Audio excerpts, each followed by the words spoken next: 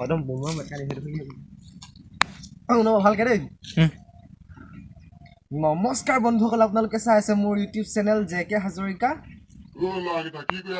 খুৰা ক'লে যায়গে মই ভিডিঅ' এটা বনালো ইউটিউবত দিম বুলি কাম আছে কি কয় মায়ে কাম কৰিবলৈ কাম কৰি ভাল নালাগে মোৰ ইউটিউবতহে মন তাকেহে ইউটিউব ভিডিঅ' এটা বনালো দোকান যায় যাওক তেতিয়াহ'লে দেই ৰাজ দেখিছে নহয় কিমান লাজ দিছে মোক আপোনালোকে মোৰ চেনেলটো ছাবস্ক্ৰাইব কৰি দিব আৰু যাতে মই লাজৰ পৰা মুক্ত হ'ব পাৰোঁ তেনেহ'লে ব'লক আজি ভিডিঅ'টো আৰম্ভ কৰোঁ আকৌ কৰিছোঁ নমস্কাৰ বন্ধুসকল আপোনালোকে চাই আছে মোৰ ইউটিউব চেনেল জেকে হাজৰিকা আৰু আজি মই নতুন এটা ভিডিঅ' লৈ আপোনালোকৰ সন্মুখত আহিছোঁ তেনেহ'লে ব'লক আজি ভিডিঅ'টো আৰম্ভ কৰোঁ আজিৰ আমাৰ এই ভিডিঅ'টোৰ প্ৰথম প্ৰশ্নটো হ'ল যে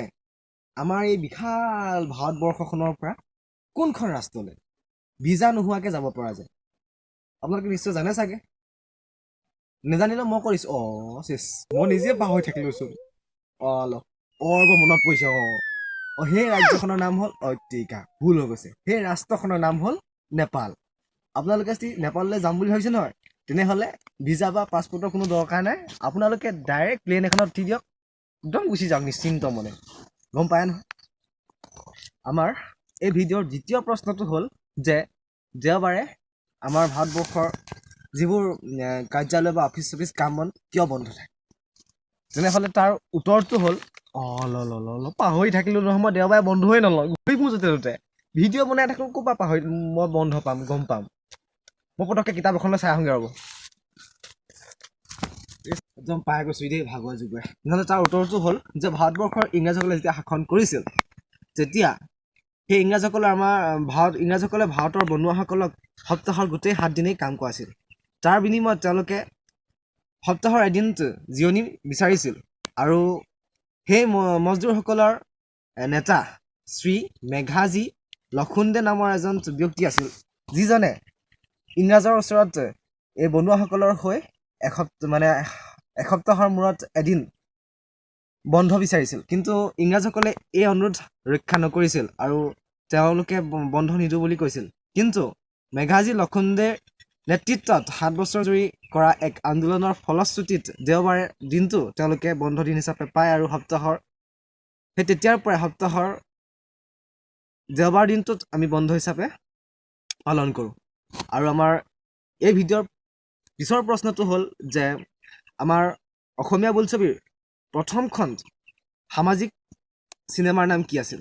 তেনেহ'লে তাৰ উত্তৰটো হ'ল যে আমাৰ অসমীয়া বোলছবিৰ প্ৰথম সামাজিক চিনেমাখনৰ নাম হ'ল ইন্দ্ৰমালতী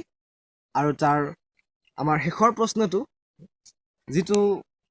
পাহৰি গ'লোঁ মই আকৌ চাই ল'ব লাগিব ৰ'ব দেই ভাগৰি গ'লোগৈ দেই প্ৰশ্ন চাবলৈ গৈ একদম ভাগৰি গৈছোঁ দেই ছাবস্ক্ৰাইব কৰি দিব কিন্তু দেই মোৰ চেনেলটো লাইকো কৰি দিব পাৰিলে শ্বেয়াৰো কৰি দিব তেনেহ'লে মই আজি আকৌ শেষৰ প্ৰশ্নটো আপোনালোকক কৈ দিছোঁ শুনক আমাৰ শেষৰ প্ৰশ্নটো হ'ল যে কুকুৰে ৰাতি কিয় ভুকে তেনেহ'লে তাৰ উত্তৰটো হ'ল যে কুকুৰে ৰাতি মই যেনেকৈ ভয় কৰিলে কান্দি থাকোঁ নহয় সেই নিচিনাই কুকুৰে মানে ৰাতি জ্যোতিষীসকলৰ মতে কিবা ভূত প্ৰেত বা কিবা অশুভ কৰ্ম হোৱাৰ সম্ভাৱনা থাকিলে কুকুৰে ৰাতি ভুকে লগতে বৈজ্ঞানিকভাৱে কুকুৰে ৰাতি ভুকে যেতিয়া কুকুৰে নিজৰ দলৰ পৰা হেৰাই যায় বা বিচ্ছিন্ন হৈ যায় তেতিয়া তেওঁ নিজৰ লগৰীয়াসকলক নিজে কোনডোখৰ জেগাত আছে বা নিজৰ পৰিচয় মানে নিজৰ লোকেশ্যনটো জনাবৰ বাবে ভুকে আৰু সংযুক্ত হ'বৰ বাবে ভুকে আৰু যদি মোৰ ভিডিঅ'টো চাই আজি ভাল লাগিছে তেনেহ'লে মোৰ চেনেলটো like comment share and subscribe কৰি দিব দেখিছে নহয় কিমান বাৰ মই অহা যোৱা কৰি ভিডিঅ'টো বনাইছোঁ লগতে এইখন দিছিলে চশমাখন এইখন গিলাচ চিলাচ নাই লগতে এখন ভগা চিগা পিন্ধিবলৈ মোৰ চশমা নাই এইখনকে পিন্ধি আহিছোঁ বনাই আছোঁ বহুত কষ্ট মোক কিন্তু সহায় কৰিব আপোনালোকে জয় আই অসম